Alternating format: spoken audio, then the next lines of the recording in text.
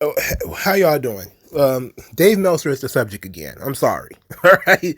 But there is more that is happening that is shredding the credibility of Dave Meltzer. And I want to chronicle the fall of Dave Meltzer in the eyes of the IWC. So apparently, David Zaslav, the CEO of Warner Brothers Discovery, he put out a statement about sports on HBO Max, basically saying that sports don't really matter for HBO Max is not a big driver. That led to a lot of wrestling fans going back to where Dave Meltzer and BJ Bethel were claiming that sports was a huge driver for HBO Max. And then Meltzer switched stances and said that AEW is not considered sports. We're going to talk about this. All right. First, we have to talk about Eric Bischoff, though. So Bischoff is doing a really good job of taking a victory lap because he's been talking about the incredible nature, and incredible not meaning, fantastical, but not credible nature of uncredible, I guess you should say, nature of Dave Meltzer for a long time. And he's been called a grifter. He's been called all kinds of names, but now regular people in regular time and actual professionals, people who pay attention, are calling Meltzer out. So let's listen to what Bischoff has to say, and then we'll get into how Nick LaPiccolo and others have caught Dave Meltzer with his hand in a cookie jar one more time.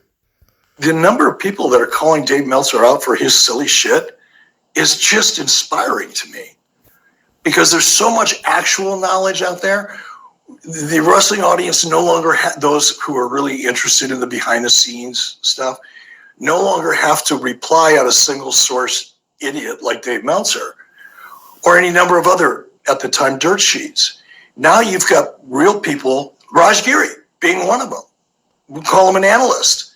Is he part of the internet wrestling community? Sure he is. So am I, by the way. But he's smart. He's run a business. He's built a business. He's sold a business. He knows the wrestling business. So when you've got guys like Raj, my agent Nick over at Paradigm, you've got people who really know the business calling out Dave on his bullshit. I just find it refreshing. I think it's great. I think it's the evolution of the internet wrestling community as more and more fans get smart to the fact that Dave doesn't really know what he's talking about. He's wrong more than he's right. And he is really one of the most out of touch people I've ever heard commentate on a modern television product. It's bizarre. But all right. So he got caught again. I'm talking about Dave Meltzer. I appreciate what Eric Bischoff said. Dave Meltzer got caught up again. So this is what happened. A report came out. It was posted by Nick LaPiccolo, who is the agent for a lot of these guys. He's an agent for some wrestlers. We've talked about him before on the channel. Apparently he's Bischoff's agent too. I don't know. But Zaslav, on November the 6th, Front Office Sports posted an interview, and the title of the interview is called Zaslav Downplays Live Sports as Warner Brothers Discovery Reports Weak Results. Okay? Now, in it, Zaslav downplays the need for live sports, or downplays the success of live sports. He said, here in the U.S., we were so robust in our storytelling that we did not find these sports were providing enough value for us in terms of incremental subs. We did not get that many. HBO Max is much stronger as being a motion picture and storytelling product, not dependent on rental sports. So, and this was, of course, after they lost the NBA. So, and obviously Warner Bros. Discovery is now all of a sudden they're splitting the brands. Okay. So BJ Bethel, who has been holding hands with, he's been holding hands with Dave Meltzer over this whole thing. They both felt like they were being called out. So Meltzer replied, okay, Warner Brothers Discovery does not consider pro wrestling as a sport. It is listed as entertainment, even if put on the HBO site as sports. If you don't know this, it shows you pay no attention since it's covered every single week. This is related to TNT Sports properties, which AEW stopped being considered when it was moved to TBS. None of this matters. Tribalist people don't want to deal in facts or reality. This is because they have been claiming 500,000 people watch AEW on HBO Max. Okay? So Nick LaPiccolo calls this out, and he posted the interview with Zaslav, right? So then he responds, and now another episode of Only Murders on the Timeline, guest starring two men who spend all day accusing everyone else of tribalism while functioning as the unpaid, if we're to believe Dave Meltzer, comms arm for the office they swear they're covering. Dave, Bethel, you're both arguing about something that doesn't even matter in the context of what Zaslav said. Whether wrestling ultimately remains on Max or gets folded into proposed Discovery Global Sports app is immaterial. That distinction only exists on paper. And by the time it's executed, Warner Bros. Discovery will most likely have been acquired by Paramount Skydance or another buyer, but it'll be Paramount Skydance looking to absorb and streamline both verticals. That's not what Zaslav was describing. He wasn't defining what counts as a sport or which brands belong where.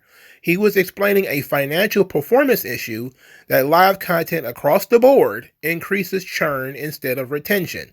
Live sports, live news, live events, they cause subscriber spikes followed by drops. In the economics of streaming, that's death. And you can't build a predictable ARPU on volatility. So when Zaslav downplayed live sports, he wasn't diminishing their cultural or brand value. He was reporting to Wall Street that live programming is not a sustainable retention driver in a subscription model. It's about revenue continuity, not genre hierarchy. Wrestling, by the way, lives in the same live content bucket. It creates spikes, conversation, and eventized engagement, but its hybrid nature as a scripted sport with recurring characters makes it more adaptable than the NBA or Major League Baseball to the on-demand retention economy Zaslav is pivoting towards. That's why it sits where it does in the corporate taxonomy. So no, Zaslav wasn't reclassifying wrestling, and he wasn't hinting at its removal from TNT Sports. He was explaining churn math, not rewriting the dictionary.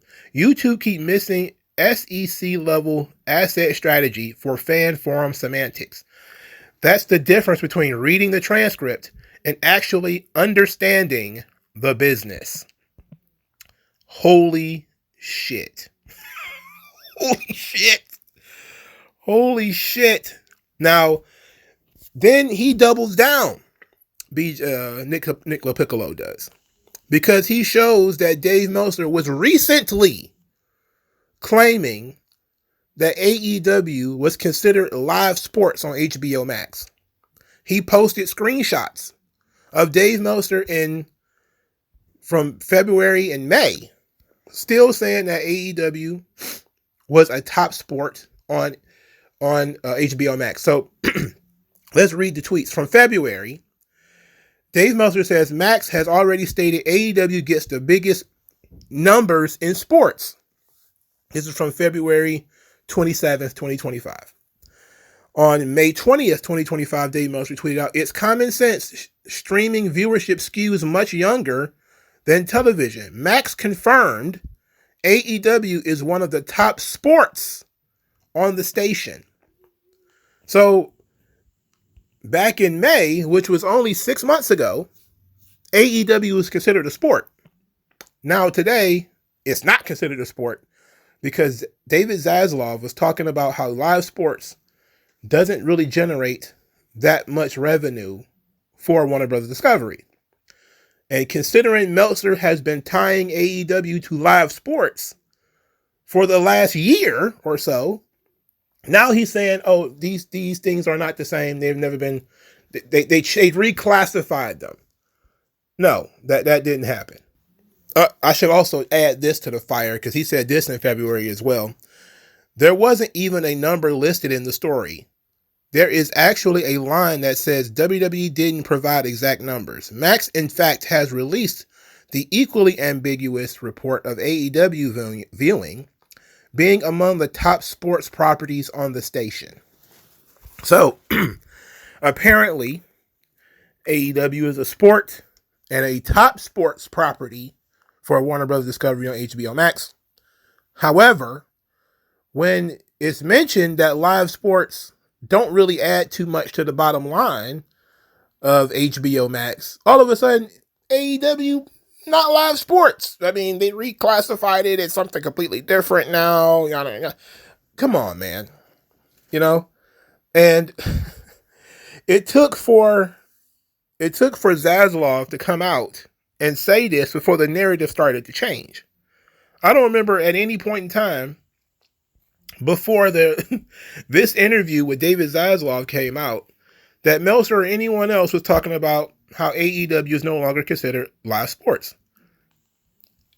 I mean, he's being caught in real time by regular people. To go back to Bischoff's point, average Joes who follow his Twitter account are now just screenshotting it and boom, throwing it back up in his face. And it's easy as pie. You don't even need to. You could just look at that part and say, this is contradictory. First, you're saying they were tops in live sports. Now you're saying they reclassified it, but you don't say when. Zaslav didn't say that they reclassified what live sports means. He said that he wanted to use HBO Max as a storytelling device, which pro wrestling could be. That would mean that AEW would have to change the nature of their product to a more story-based product. But it's bizarre.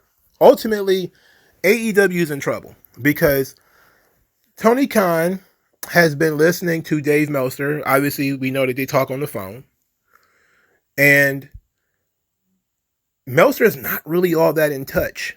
You know, again, we're showing people in real time that Meltzer is a person who, over the years, because he was one of the few people searching for information, he was able to get bits and pieces and then put it out as factual, right? Because he may have talked to some guy or whatever.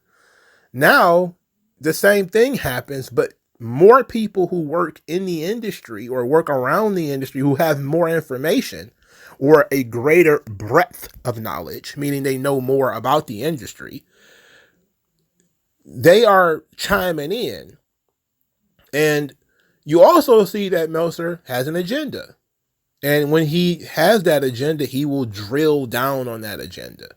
His agenda was that AEW, they're failing on television. The TV ratings suck, but it's okay because people are watching it on Max, and it's 500,000 viewers on Max. This is what him and BJ Bethel has been preaching for weeks. Zaslav comes out and says, that's not really true. You know, it doesn't really move the numbers that we would like it to, and we don't really need live sports. And now all of a sudden he's switching his stance. This is not good. This is not good. Because this is the guy who has for 30 years been providing people with historical information on television, information about legal status, all this sorts of stuff that people are quoting chapter and verse. If he's this wrong today, how wrong was he in 1996 when he had less access to information? If he's this wrong today, how wrong was he in 2011 when he had less access to information? If he's this wrong today, how wrong was he in 1989 when he had less access to information? He has access to more information now than he ever did before, and he's still wrong. How could it be? everybody who has been reading The Observer for 30 or 40 years, however long it's been, you should start questioning all the, especially the nuts and bolts stuff that Meltzer has been reporting. You definitely need to pay more attention to that. And I'm starting to believe that a lot of it isn't true. All right.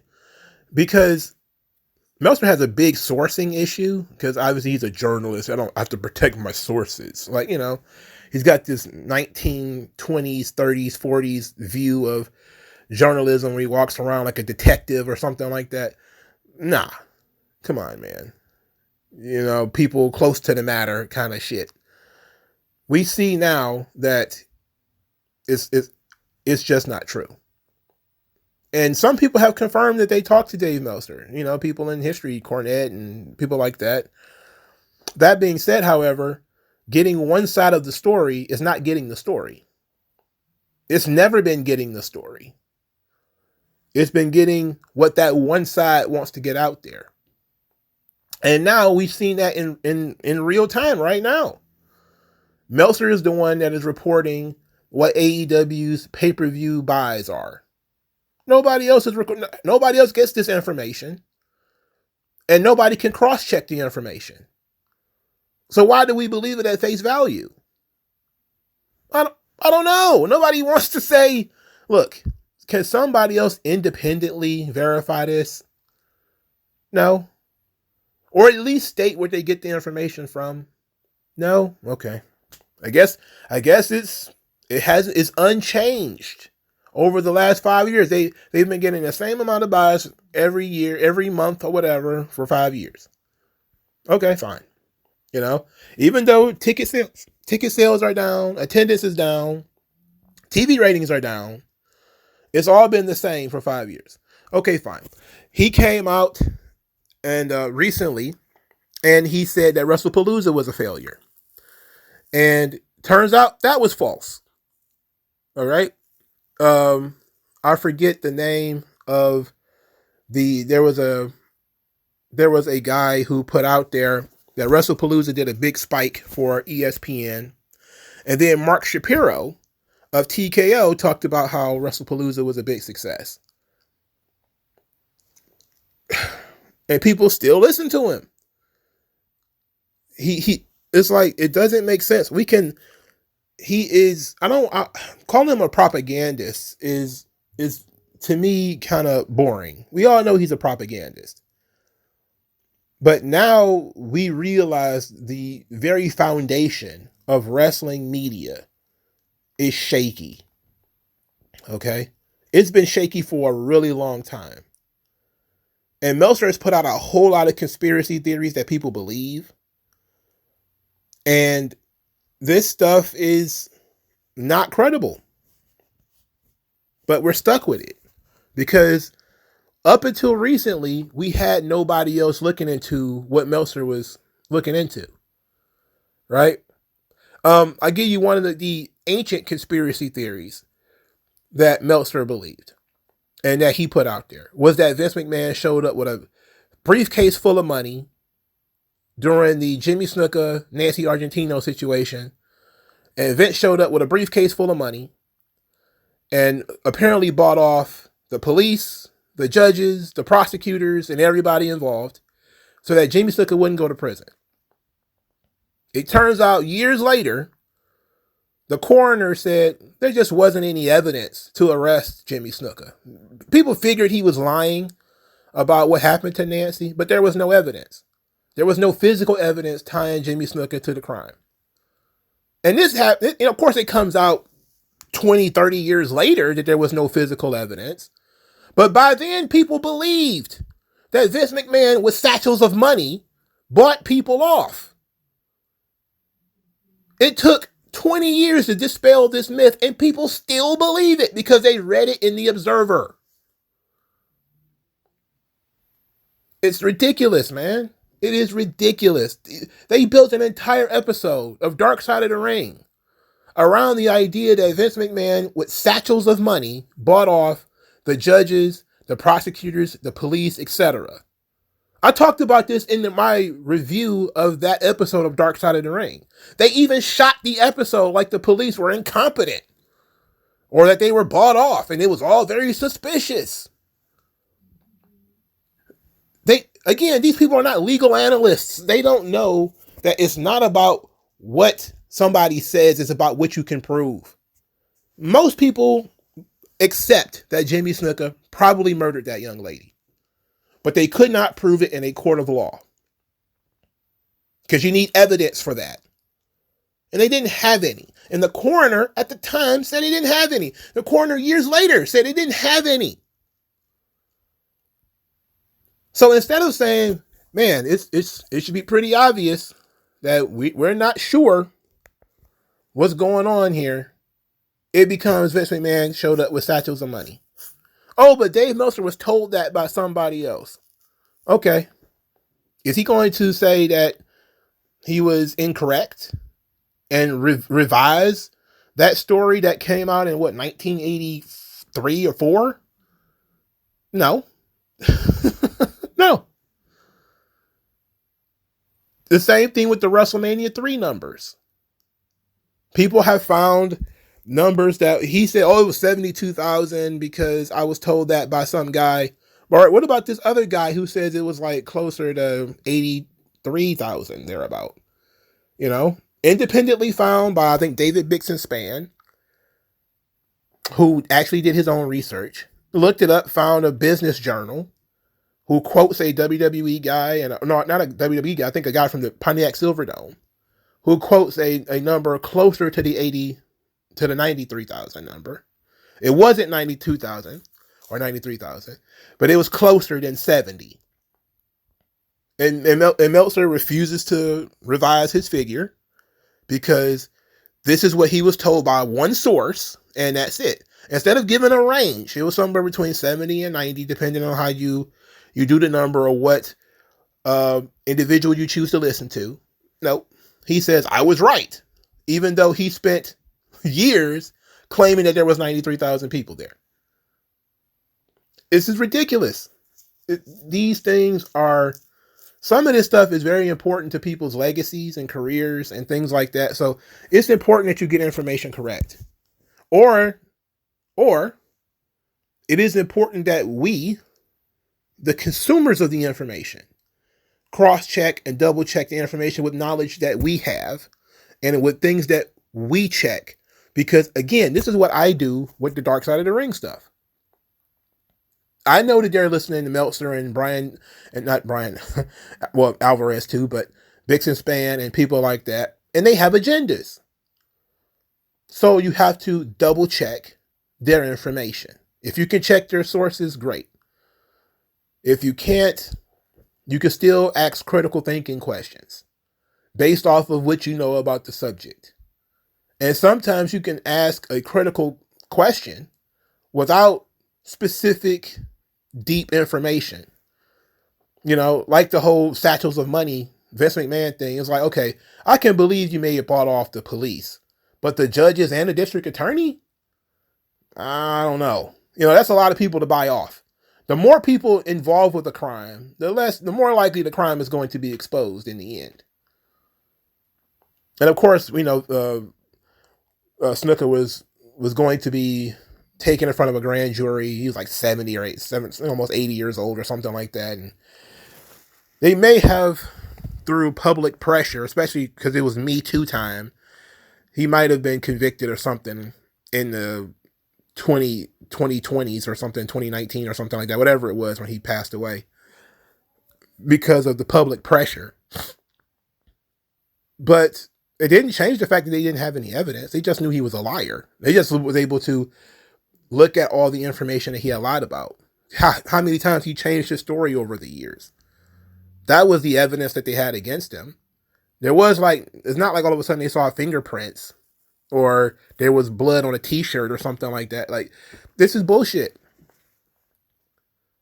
This stuff affects people's legacies. It affects people's lives. Meltzer should be more careful with what he does, especially now that he's under more scrutiny. He should certainly be more careful. Thank you guys for your time. I'll talk to you guys later. Peace out. Yeah. We just gonna